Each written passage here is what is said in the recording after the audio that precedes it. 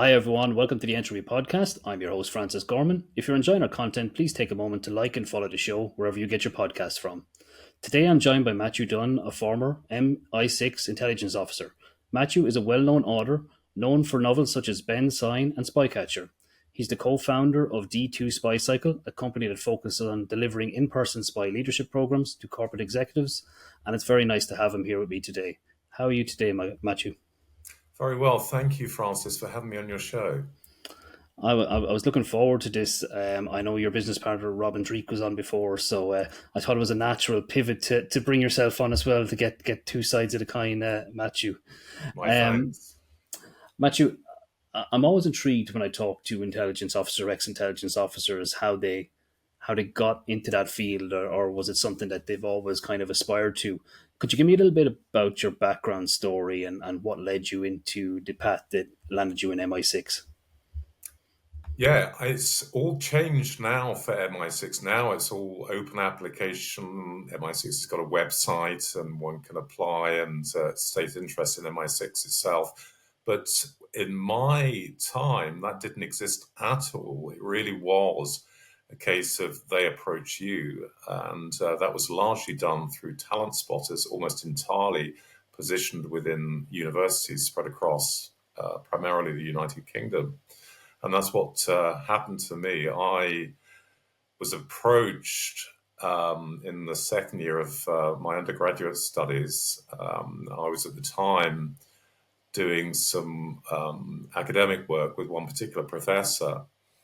And in the margins of that academic work, we just struck up a conversation about what potentially I could be interested in doing post graduation.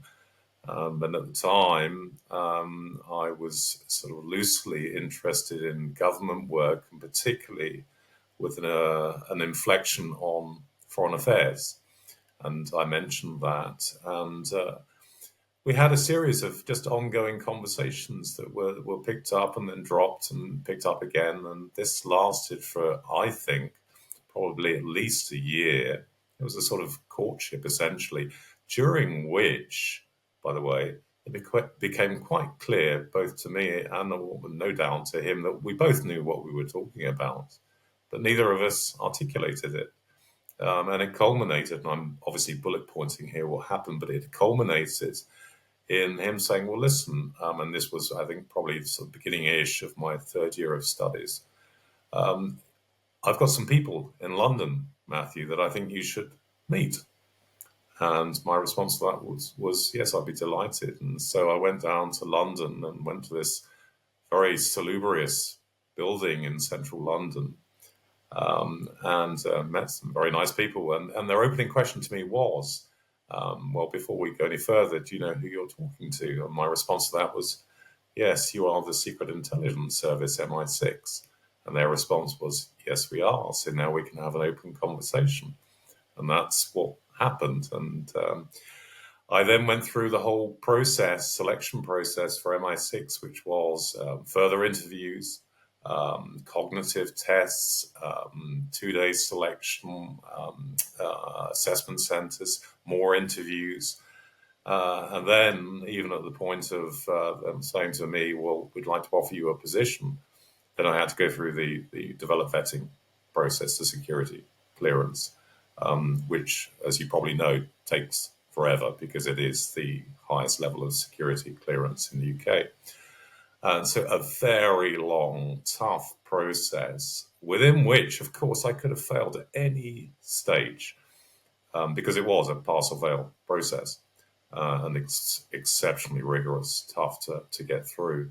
And I look back on the talent spotter period of that, as I mentioned, a good year of that courtship, that sort of merry-go-round kind of thing. I think, well, that was a huge effort. And what if I'd fallen at the first hurdle? It was a bizarre thing. But that was how it was done back then. And for decades preceding that, it was a very, very top secret exclusive club, I guess. And that applied very much to how they selected people. It's always fascinating to look at that lens and the journey. It wasn't just one and done. You didn't send a CV and all of a sudden you were at a desk getting an interview. They vetted you thoroughly from multiple angles by the sound of it before you got brought into the fold. And it's a story that resonates with me from talking to the likes of Jim Lawler. He was ex CIA, etc. That kind of almost that courtship before the actual inception of the role and kind of navigating that path forward. It's interesting that you talked, Matthew, about the cognitive tests because one thing that I've noticed in a lot of intelligence workers is they're highly intelligent, but emotional intelligence is actually a really key aspect of it. Was emotional intelligence part of the test and validation piece around? Obviously, you're in the field, you need to be able to be persuasive and to bring people in a certain way, but in order to do that, it's not just cognitive intelligence, it's that emotional intelligence aspect. Was that a part of it, or do you have that naturally as part of your personality trait? Yeah, it's a fascinating question, by the way, and one that I still reflect on. Looked back objectively at the process that I went through, as I mentioned, I think it has been changed quite a bit. But the one I went through was clearly designed to test traditional intellect, problem solving, that side of things. It was not really geared, I think, to gauge what we now call emotional intelligence, which, by the way, was a phrase that pretty much didn't exist when I went through the process. But it didn't. It was, almost a sort of industrial revolution sort of base sort of gauge of, is this chap or chapess smart or not kind of thing. Which is, I guess, very important. But what was very clear to me when I actually did my training, and then obviously particularly operated in the field, was there's so much more to the work, and particularly in so much more to actually being a really, really top spy, because it requires a type of thinking that we do sometimes call emotional intelligence, but I think it's a very nimble way of thinking, and the ability to read people, the ability to actually navigate responses and actions according to how people are at any one particular point, and all of that. And I actually think that ability was really what they were looking for in me, particularly during the talent spotting process and in the early stages of the selection process. The cognitive bit was essentially to see if I had I guess, a fully functioning brain. But I don't think the process I went through was as front and center looking at am I a spy type character? It was much more, okay, is this an intelligent person? And by the way, in the margins of that, we will then make our own assessment about his or her character. Very good. No, it's a question that I've replayed a number of times because it's come up over and over again when I've talked in the intelligence field, especially for individuals who've seen action or have been involved in espionage. Being able to turn the dial a bit when needed in the emotional sense has, in more ways than one, got them out of hot water. Um, when you're working in intelligence work, Matthew, and I suppose I'm looking at this from the perspective of splitting out yourself from who you need to be in the field. Does that play any problems into your personal life or how you navigate going forward in terms of the complexities of trying to be one persona when, let's say, you're in action and one persona when you're at home? Do those worlds play against each other? Yeah, I mean, this is again a very deep question that again I have reflected on. At peak, I had 14 different alias identities. And those alias identities, it wasn't just having a dodgy passport and credit card, it required some degree of depth of background attached to each identity, right back through to childhood, schools attended, all the rest of it, names of teachers, where I lived, the pub on the street I allegedly lived in, the beer on draft in that alleged pub, and all that kind of stuff. So a lot of detail. And for me personally, I had no problems immersing myself in those alias identities. And by the way, unlike the way it's portrayed in, for example, the movies, the operations overlap. So I will be shifting from one identity to another, depending on the stages of each individual operation. But even with that in play, I had no problems with doing so. And I guess dovetailing it to our earlier points about what are they looking for in terms of emotional intelligence, and the the subtext of that is, okay, what kind of person are they looking for? I think I was probably very well geared for that lifestyle, that ability to, if you like, morph into other people and become that person. To the extent that if somebody randomly called out my alias identity name in the street, I would instinctively turn towards it when I was, operating. I had no problems with it, and so I think that sort of goes into a sort of a deep dive, if you like, into psychology and nurture, nature, all of that kind of stuff. But I was very well placed for it.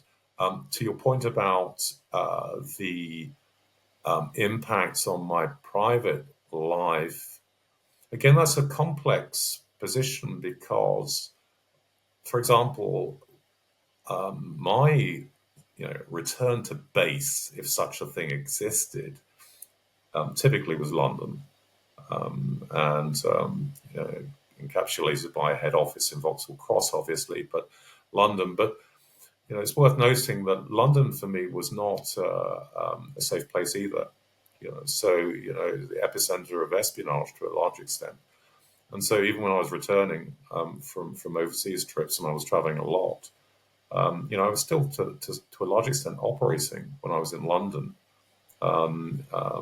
That meant maintaining whichever covers I was, or ensuring I wasn't in certain places, or accidental bump-ins into people I didn't want to bump into, you name it, or the genuine concern that I might be followed, or there might be hostile action against me, all of this kind of thing. So I suppose what I'm saying is the concept of being, if you like, off duty and therefore having a private life, so to speak, was, I guess, never truly there when I was operating. And so as a result of that, it was never that much of a challenge. And I suppose that's a relationship of trust that has to be worked out as well. If you're always on, you're always on. Um, it's fascinating, and the ability to compartmentalize, the different personas and respond to them, etc. I always find that to be fascinating. If I look in today's world, and we're surrounded by big data and social networks, and everyone has a CCTV camera in their hands, does intelligence work become far more complex in today's age? It does become more complex in terms of tradecraft, for sure. Simple things, or not so simple, but largely when I operated, it was still very possible to think, okay, I've got back of a fag packet kind of appearance cover, not necessarily disguise, but I'll pass as a businessman or an academic or whatever. But of course, these days one has to be so careful, facial recognition and all this kind of stuff that to some extent didn't really exist. It was coming in towards the latter years, but for the lion's share when I operated. So simply getting from A to B or A to Z is a new challenge for sure.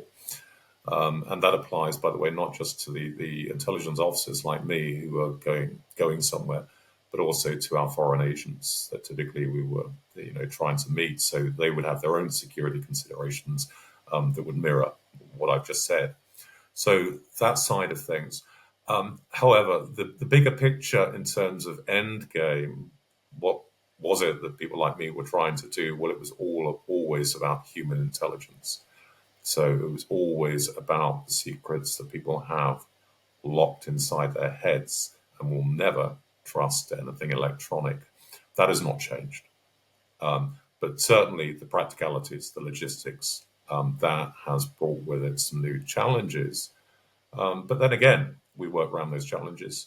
And also, lest we forget, we apply courage. We go for it sometimes and just play the system and hope we don't get caught.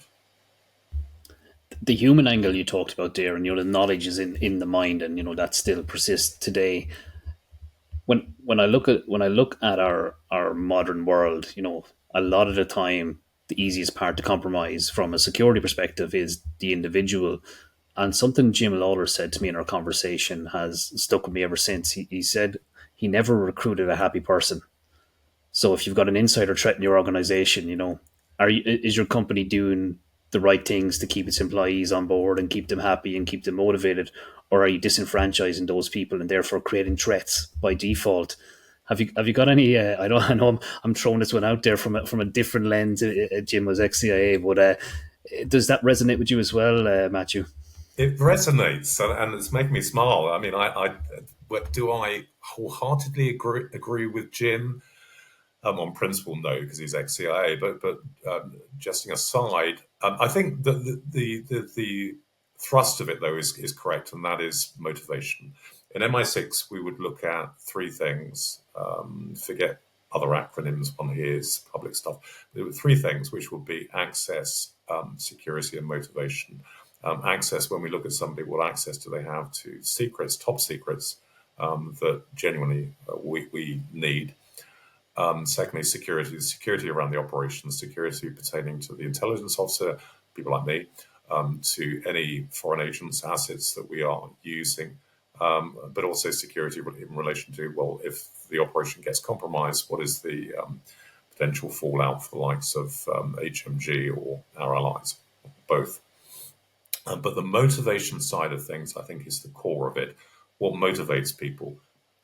I would always be looking at motivation in terms of recruitment, and is somebody likely to be amenable to an approach, as we call it, by me under alias, and will that person consistently and reliably be able to work for me?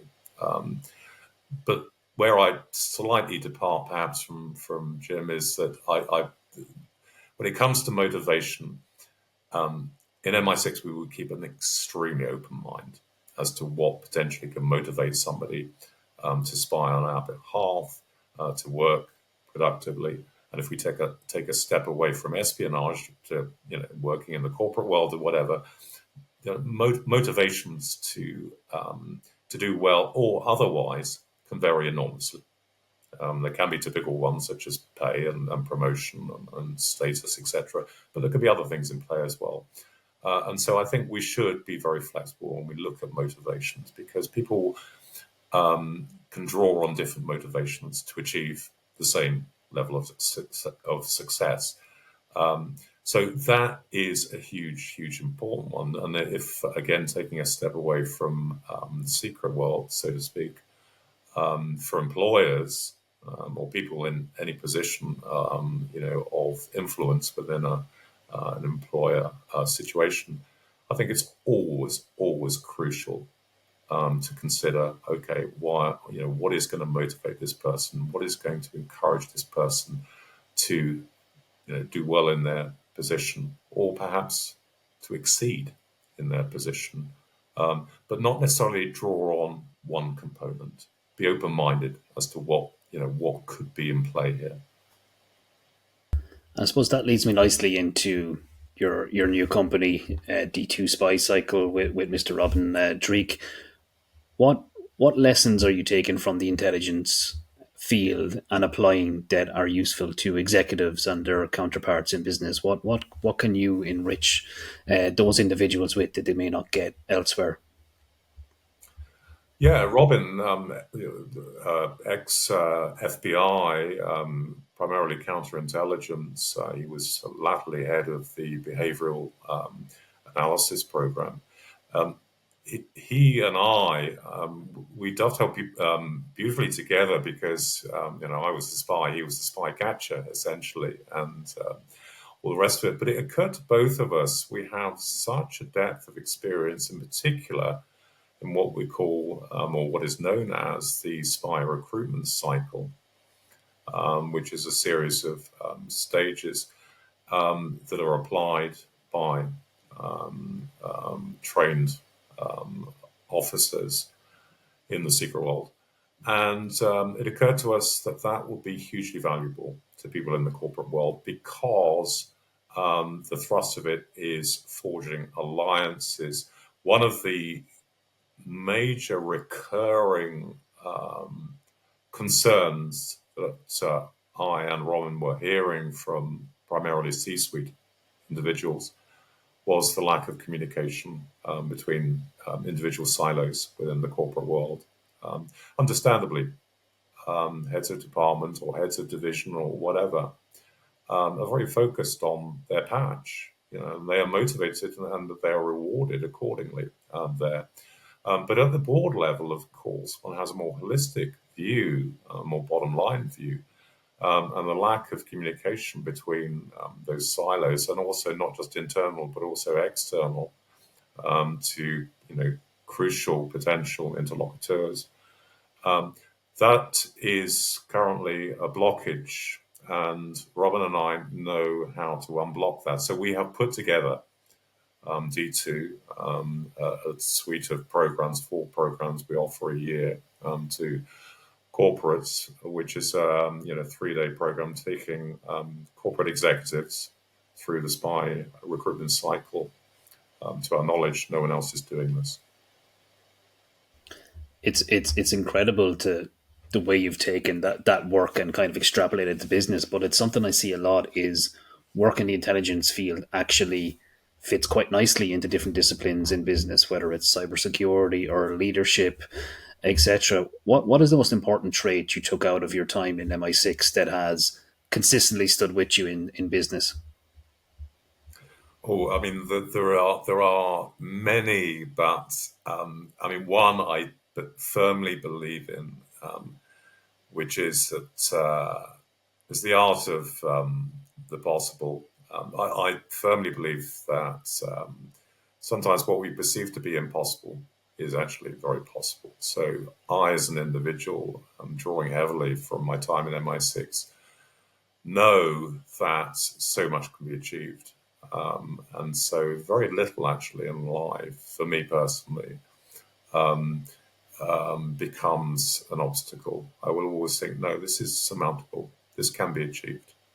So I think that belief, that self-belief that so-called impossible can be achieved.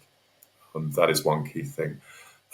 The other is, and we've sort of touched on this, but the other is people. And I consistently remain fascinated by individuals and the power that emanates from within individuals. This will not be a popular stance, no doubt, but I'm not a massive fan of tribal behavior, and by implication, the emphasis on teams. I know that teams are, it's the buzz thing, but I'm rather more a believer in there is no team in I. I'm much more focused on the ego in the real sense of the word. As I say, the power that emanates from us and the possibilities that emanate from us. And as a result, I am much more interested in alliances compared to teams. Because I think if we look at individuals and we recognize the value that individuals have, and then we incorporate that in an alliance, which to all intents and purposes somebody else might call a team, I think we optimize our position and the position of individuals exponentially. But it is understanding, in layperson speak, what makes someone tick. I think that's hugely important, and giving them value. Yes, they have to be part of, a bigger picture for sure, and they have to play their role. But the ability to look at people and to understand them, you will find it elsewhere, of course, because really what I'm talking about is leadership. But it's and you'll see it, for example, in the military and other functions, corporate world, etc. But it's having those, as we used to call it at MI6, those antennae out, and being able to be aware of the people around you. That is something for sure that I have taken heavily from MI6. Two incredible insights there, Matthew, and I think both of them actually resonate quite strongly with me. The second one at the moment is something that I've realized in terms of the quantum problem. I'm not sure if you're familiar with quantum risk and quantum readiness, but it's a surmountable problem that no one individual will solve alone, and therefore, if you don't build alliances through organizations to get on board with the journey, you're going to fail. And I think that's, creating that mission that people can move towards is really important. But the first point you made in terms of your mindset that, I can surmount, nothing is insurmountable to me. I can move mountains if I need to. That's a really powerful mindset. And I think it's a mindset that's been eroded and somewhat eroded by a lot of the propaganda and realities of the modern world for younger people who can't get housing, who are disillusioned with the government, and a lot of it's creeping through from wars and inflation and all of that side of the world that's a little less pleasant to talk about. What do you think the biggest threat to Europe and the UK and the West is at the moment, with the kind of geopolitical stance we're in from your perspective from ex intelligence? Yeah, we live in very interesting and worrying times. The threats are external and from within, I would suggest. The external threats are perhaps obvious, but they are state threats, primarily Russia and China. I would cite as the two biggest threats to our so-called Western principles, way of life, all of that. And they are very real threats. The work that those countries are doing against us is essentially on a war footing. It is that serious. And we have, other threats such as terrorism. Of course, that's ongoing. There are other countries such as Iran that pose a major threat, particularly to the United Kingdom and Western Europe. The export of assassinations, kidnappings, that side of things. So we have hostile actors surrounding us, and their intentions are very clear, and that is to completely destabilize us to the point of destruction. It won't happen, it won't work, but that is their collective objectives. The perhaps way more complex, to some extent, issues are what's happening within, and you've touched on it in terms of some of the challenges the youth in particular face.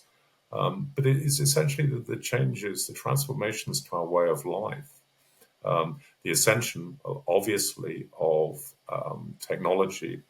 But technology, I would say, in as much as the way it impinges on our daily lives. So at the personal level, our access to data, how we process that data, our relationships with our individual personal IT, what that is doing to the minutes, hours of our day, all these kind of things. How we react to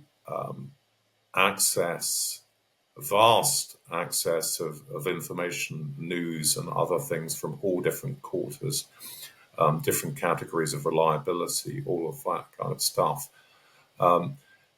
These are problems that I think are actually drilling down and are actually affecting individuals. For example, you mentioned trust of politics, for example. Well, is it any wonder we don't trust our politicians when, every direction we turn, we're getting bad news stories about politics, or we're getting gossip, or we're getting tittle-tattle, or we're getting,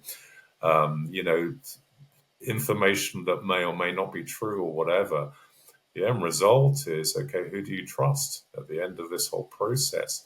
There is an argument to say that perhaps historically, And this is not, by the way, necessarily a good thing, but historically, ignorance was bliss. At best, we get our information from our weekly newspaper or whatever it will be. But now, of course, it's a very different landscape.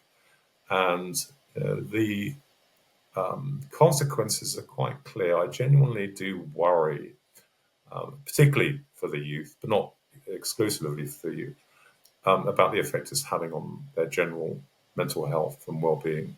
I think it's a very troubling, difficult time for individuals now, particularly if they're within their formative years, trying to make decisions that previous generations, my generation most certainly included, would kind of be bulldozed into making. Right, go out and buy a house, go and do this, go and get a job. Just don't overthink it. Just do it. Now, of course, overthinking is the sort of raison d'etre. It's like it or lump it. It's the nature of life. Again, great insights there, Matthew. Yeah, ignorance is bliss. I think I was only talking about this the other day that there was some study came out that showed the smarter the individual, the more their happiness decreases. So I think there is something to that saying. Matthew, I want to kind of finish off by talking about your branch into becoming an author and the books that you've written. When you spoke earlier in the conversation about running multiple personas at any one time and being able to kind of move fluidly through those, that must have been a powerful anchor to start to write and to start to offload some of that that imagery and storytelling into something that you can relive the past to an extent, or you can create new avenues of reality in the fiction world. How did you come across writing? Was it a way to kind of relive some of those moments, or was it a way to express creatively, an art that you missed, or was it something different? Yeah, I think it was the creativity, really. It wasn't anything particularly cathartic or anything like that. I mean, I remember when I was a kid at school, tender age of whatever I was, 9, 10, winning a prize for creative writing, short story I'd written or something like that. And it was in my blood, storytelling. I do look back on that, my interest. I was a voracious reader, for example, in my childhood. I look back on all that and think that creativity, that ability to think outside of the box and the imagination that comes with it, the art of the possible, all these kind of things, I think probably, was a massive, massive foundation for why, in part, I was perceived to be ripe for picking by MI6, because MI6 was all about creativity. And what happened in my case was I finally reached a stage in my career where multiple operations had all concluded. I managed to get that sorted, and I was essentially at a crossroads. Okay, where do I go? Do I stay in MI6 and go down sort of more senior management track or whatever? Or do I do something completely different? And I decided that I didn't really want to play the sort of political game and go down the sort of senior management route and try my hand at writing. And I did it from, going back to our point about ignorance is bliss, I really didn't have a clue about the book industry or had no insight, no insider track, no contacts, nothing at all. And so I did probably what any other aspiring author did, and just wrote a book and then sent it off to, I think it was about 10 different literary agents, blind. I had no idea who they were, and was thankfully picked up by one of them. The books that I wrote, including that very first draft manuscript, are spy novels. And so, yes, of course, I'm writing what I know. But, and there is a big but attached, which is I am a storyteller.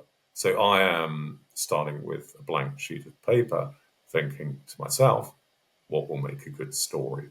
Rather than, I don't know, drawing on particular experiences. And I still think my ability to write spy fiction, my experience as an MI6, I mean, it gives me the technical expertise for sure, but I think more than that, it also just gives me a steady hand.